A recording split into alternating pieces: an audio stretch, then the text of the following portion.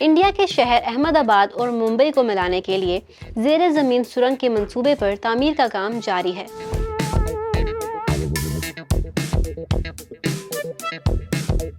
Indian express کے مطابق India اپنی طرز کی پہلی زیر زمین سرنگ تعمیر کرنے جا رہا ہے۔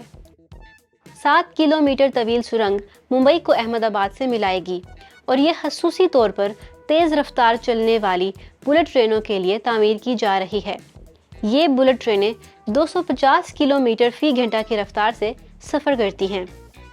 زیر سمندر سرنگ کے اس منصوبے میں دونوں اطراف کی ٹریفک کو رواں رکھنے کے لیے 2 متوازی پٹریاں ہوں گی، جسے انڈیا میں ٹرانسپورٹ ٹیکنالوجی میں ایک اہم پیش رفت قرار دیا جا رہا ہے۔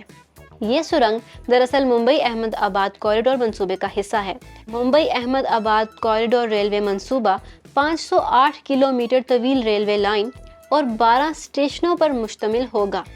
اس منصوبے میں ممبئی اور احمد آباد کے علاوہ تھانے اور سورت بھی شامل ہیں۔